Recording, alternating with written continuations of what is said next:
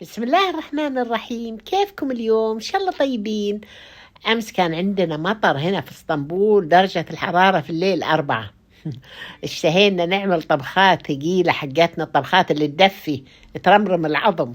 على طول جاء على بالي الزربيان، عملته باللحمة من زمان، هالمرة بالدجاج، طريقة سهلة وسريعة.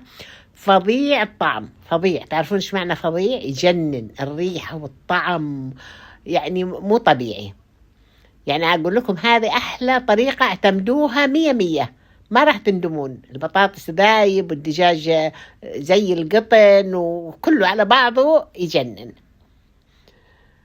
وإن شاء الله الحين نبتدي الأكلات اللي ترمرم البدن يعني للشتاء. شايفين شكله مرة لذيذ. احنا طبعا من الأطباق المشهورة عندنا لازم في العزايم والحفلات رز الزربيان. تعرفون من اللي دخل الرز؟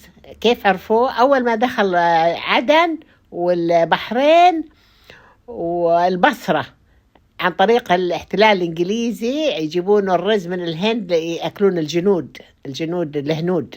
الرز. المقادير: صحن صدور دجاج، ماي كادي مهم بس إذا مو موجود الغوه، رز منقوع، بصل، طبعا كله حيكون مكتوب عندكم، بطاطس، كركم، كاري، هذا قشر بصل، وفحم عشان نبخر فيه، شوية كزبرة حب وقرنفل وكمون حب وثوم وزنجبيل وصبغة وزعفران، كله حيكون مكتوب عندكم. نحط الدجاج بعد ما غسلناه ونشفناه تمام، نحطه في عاء، نحط الزبادي الروب اليوغرت، نحط له الحين الثوم والزنجبيل المطحونين أو مبشورين، أنا دائما أبشرهم. نحط عصير ليمون، في ناس يحطون ملح الليمون، يصير يا ملح ليمون يا عصير ليمون، كركم وكاري والبهارات اللي حتكون كلها مكتوبة عندكم، البهارات الناعمة، ليمون أسود مطحون، وهيل وقرفة، كمون وكزبرة وفلفل أسود وشوية فلفل أحمر وكركم. الكركم ترى مهم. طيب نخلطهم الحين بالملعقة، طبعا الملعقة ما تكفي، نرجع نخلطهم بإيدنا عشان الدجاج يشرب. شايفين؟ رشيت عليه الحين زيادة ليمون أسود وكركم، حسيت قليل، وفلفل أحمر، بابريكا. الحين البصل مقطع كذا طويل، نقليه بالزيت لما يحمر لونه، يعني هم يسوون أغمق بعد من كذا. نشيله على صحن. الحين نشيل الدجاج كذا، نشيل من الصوص حقه اللي حطيناه ونسخن زيت تمام ونقلي الصوص، بعدين حنستخدمه ما نكبه. عملت أنا صدور دجاج وأوراق دجاج بدون عظم. انتم ممكن تجيبون دجاجة كاملة تشيلون الجلد وتقطعونها، بس أنا للسرعة. بعدين حسيت صدور الدجاج كبيرة، قطعتها بالسكين كل واحدة نص، لأنه هنا صدورهم كبيرة. مو زي اللي عندنا. بعدين نشيلهم على جنب. الحين هذا اللي الصوص نحطه في الخلاط، نحط له 3/4 أو نص البصل المحمر، وهنا حطينا كوب موية وشلنا الباقي اللي في الصحن ونطحنه تمام تمام، نخليه على جنب. الحين عندي البطاطس مقطع كبير، سلقتها بس 3 4 دقائق مو أكثر، نحطها مع الدجاج في قدر ونصب فوقها الصوص اللي بالبصل. ممكن تحطون الحين فلفل أخضر حار معه، بس أنا ما حطيت عشاء، وهنا حطيت شوية فلفل أحمر ولا كزبرة، قلت ححطهم بعدين على الوجه.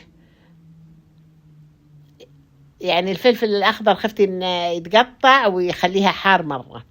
نحط قدر كبير، نحط فيه موية، رشة رشة كده، ذرة بصباع كركم، رشة كمون وكزبرة حاب وقرنفل وفلفل أسود وليمون أسود وورق غار كله. بعدين حنشيله بس أبغى يطعم، وملعقتين سمنة البقرة الحلوب استخدمت، ونحط موية وملح نخليهم يغلون تمام. نغطي القدر شوية عشان طعم البهارات يصير في الرز مو على طول. هنا عندي هذا بعد ما طبخ شوية تشرب، وهنا نحط الرز ونخليه لما الرز يستوي مثل ما علمتكم زي عقد اللولو. هنا أسخن الفحم الجمر عشان حنبخر فيه. شايفين الرز خلاص صار زي عقد اللولو، نقطة نقطة نقطة.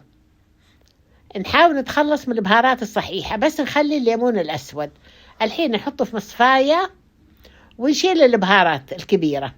ناخذ شوية مغرفتين نحطهم في القدر، نحط فوقهم نص الخلطة، الدجاج والبطاطس.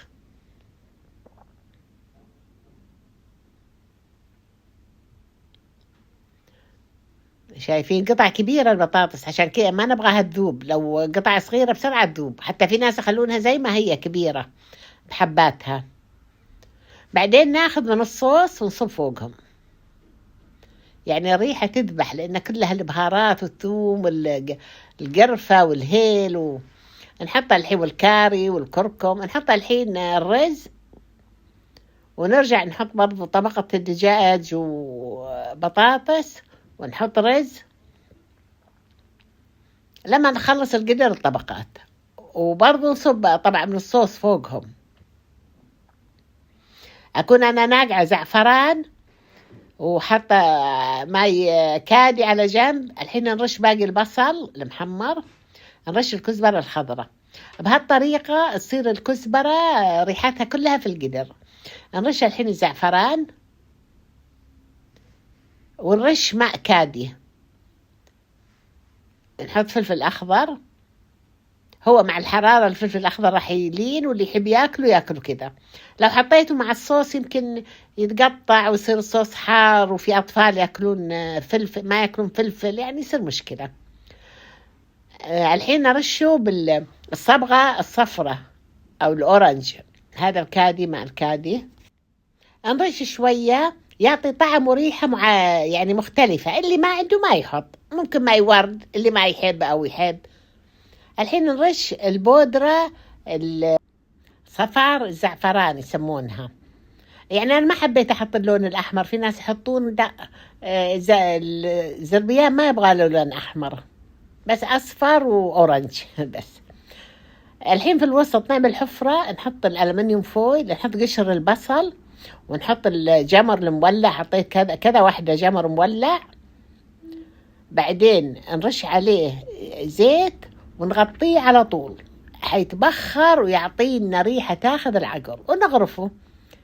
لا تنسون اللايك والشير والسبسكرايب. كل يوم تعالوا استناكم. يعني أحلى من هذا زيناه بالكاجو والزبيب المنقوع والبصل المحمر طبعا، والكزبرة الباقية، كل الكزبرة الباقية حطيناها على الوجه. وألف عافية والله، يعني من ألذ الطبخات اللي راح تعملونها وحتدعون لي. الله معاكم.